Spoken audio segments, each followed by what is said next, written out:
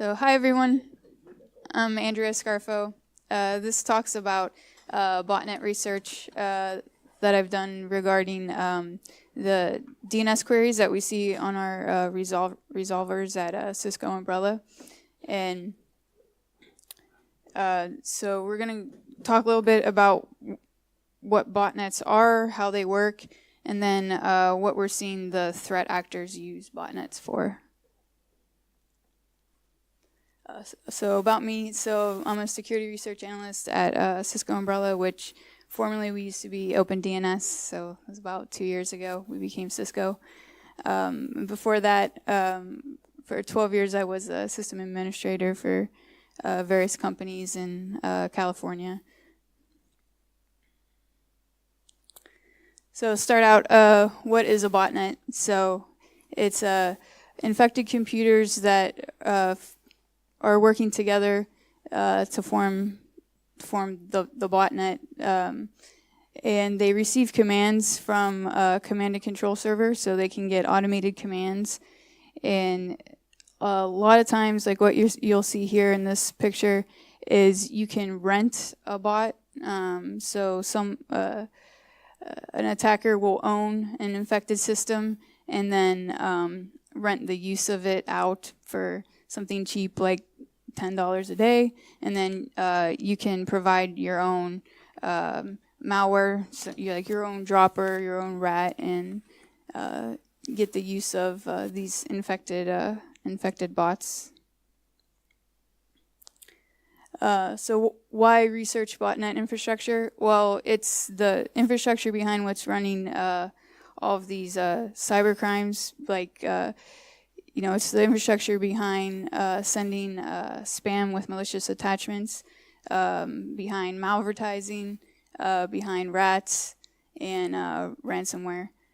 So if we can see where these servers are, then we can dig deeper and find more systems to block. But it's a hard problem to solve because there's millions of infected devices all over the globe. So there's not one central location where you can just say, this is where everything is coming from. Let's just deny all traffic from this location. Since they're proxied, and it's also a hard problem because now, like, you don't have to build your own botnet. Like, you can just rent one for $10 or so that someone else has already done the work to compromise systems and control them together. So that helps the spread of ransomware, is what we see mostly. Infections go undetected, so these systems and these businesses can be infected for years, and if they don't have good security, they don't even know that the machines are calling back to the servers. And then they're also leaking information and providing bandwidth to the entire botnet. So if someone wants to rent an infected systems in a botnet and just use it to DDoS something, that's one thing that they're used for. So the life cycle of a bot, basically what we see is the first step is the infection and spreading. So you need to get your bot out there to infect the systems. So spam is one of the largest ones, or if you compromise a website with injected code, and also through malvertising. So once the system is infected, then the bot's going to try to make contact with the command and control server. And it does this, it used to be through a list of like static IPs that would be in the binary. But now that's easy to find through if you sandbox the code. So we see them using a domain flux or IP flux. So they'll register their domains, and then one domain name will use many different IPs over a short period of time, constantly changing the IPs. So it's always moving around. And then the bot will report back to the command and control server, and then at that point it can be used in whatever way. So it can be used as part of a DDoS, it can be used to send more spam, to send more infections, or it can just sit on a system and just become an info stealer and leak information. And then also after that, you want the goal is to evade detection. So they'll use these techniques of domain flux and IP flux to always be like proxied, so you can't find where the actual command and control server is located. So this is what you might see as a typical layout of how the botnet infrastructure will work. So on the first layer, you have the infected users or computers, and these are what are going to accept and carry out the commands that they get from the attacker. Another layer could be more infected systems, but they have the ability to act as a HTTP proxy. So between the bots and the command and control server, so it just adds a layer of hiding behind a proxy. And then you can have the third layer that's made up of usually compromised servers, and that's another proxy between the nodes and the backend. And the backend is the control panel where the attacker can manage all of his bots. On our resolvers, we see all of the DNS queries that clients are making that are using our resolvers here. So the type of information that we're going to see about these botnets are domain names. Most of them are DGAs. We'll see a majority of them that are NX domains, so they're not going anywhere, they're not registered. We'll also see the IP addresses of the command and control servers, and then the name servers that they're run on. Some of the detection methods that we'll use is if there is a sudden surge of queries coming from our clients on one of through the resolvers to one of the domains. That's going to look suspicious, whereas there would be no traffic, and then suddenly there's 75,000 queries to this one domain name. That's going to be suspicious. And then the IP history of a domain is interesting because if they're using a fast flux, they're going to consistently be changing IP addresses like a couple times a day or every other day. And then so from here, this is where we'll start to pivot from domains, from IPs, name servers, or who is information, just to find more out about the infrastructure or to find more attacks. So what I'm going to do is just kind of go through how we would do some threat hunting on some of the botnet infrastructure. The example I'm going to use is Hailstorm Spam. So Hailstorm Spam is, we call it Hailstorm because there will be a sudden burst of query traffic, maybe like 75,000 an hour all at once with these spam domains, and then you never hear from them again, and it just goes quiet.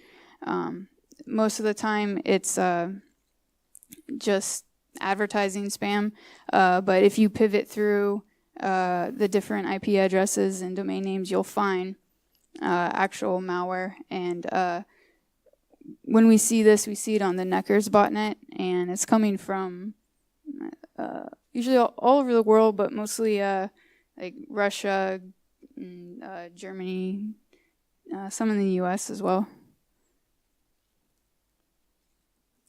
So if we start here with this IP that we've seen sending Hailstorm Spam, using a passive DNS information, we can see some domains that we've seen in the past associated with this IP address. So this example here is just using VirusTotal.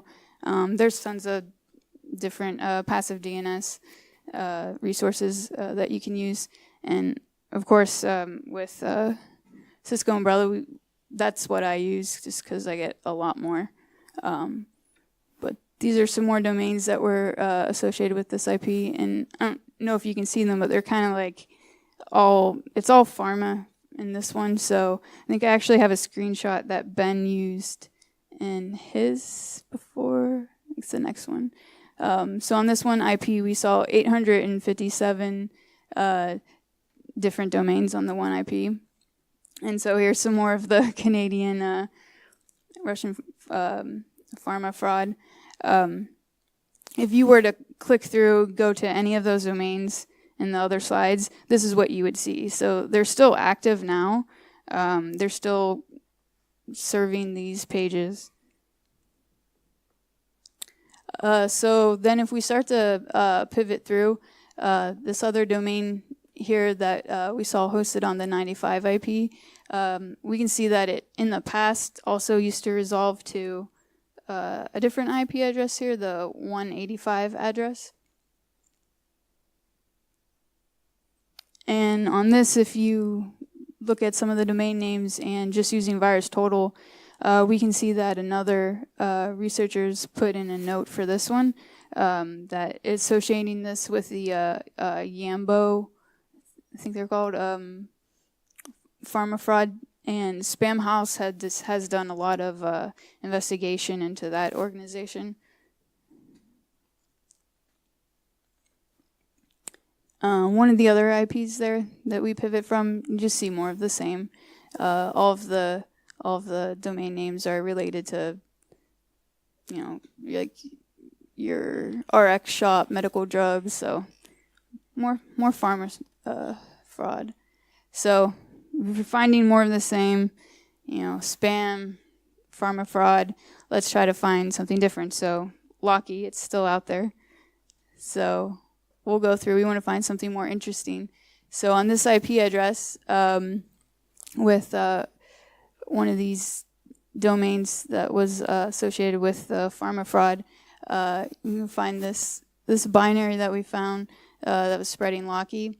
In the network callouts, after we ran this in a sandbox environment, you can see there where it's grabbing the images from the site that have to do with the drugs, so amoxicillin, prednisone. So you're dealing with more of the same.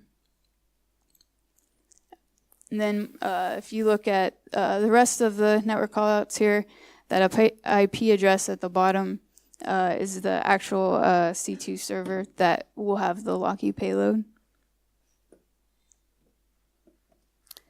So originally, in this sample, we saw it dropping the Walkie ransomware and associated with pharma fraud, but the original attachment that that a user had gotten in their email was a fake UPS zip file, so pretending to be a package for them. So this is just our friends at abuse.ch showing that this C2 server had been around for a while, so they'd seen it associated with other Walkie attacks. It's offline right now. So this one here is spam, more spam with Walkie downloader attachment.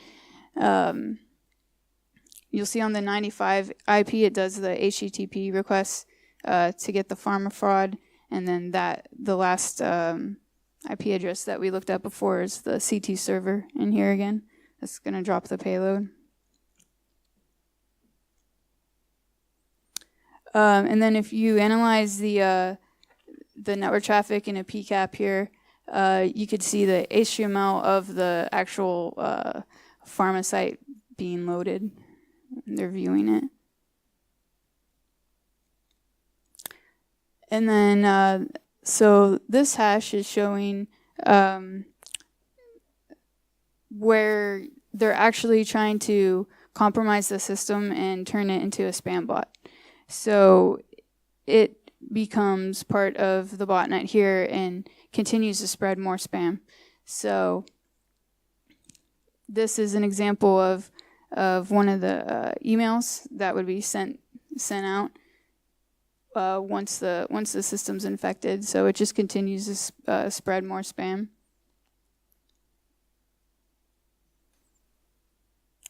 And here's all of the emails that were sent when we ran this in a sandbox environment. So it just, yeah, this one just went through quite a bit. Sent more spam out with more Pharma Fraud.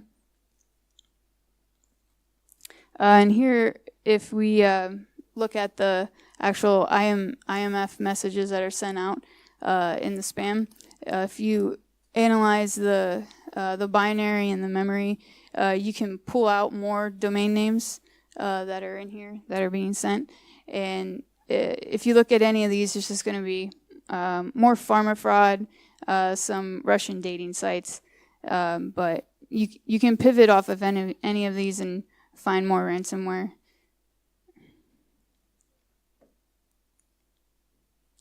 And I think that was kind of quick, but I'm finished.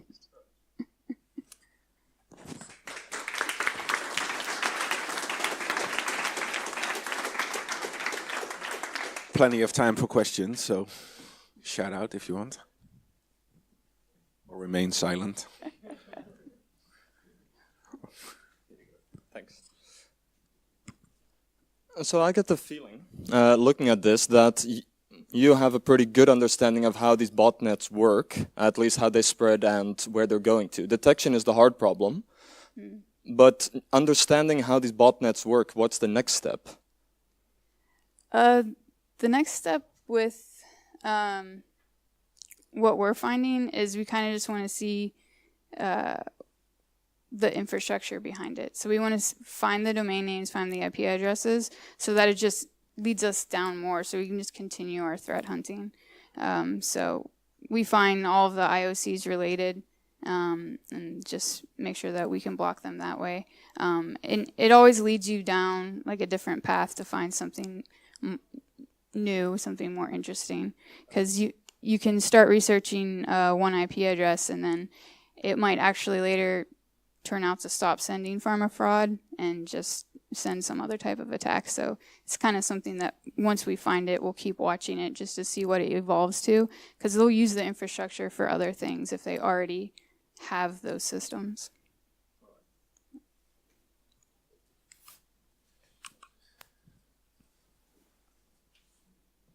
Anybody else? No? Oh, yes? Okay, so thanks Andrea. And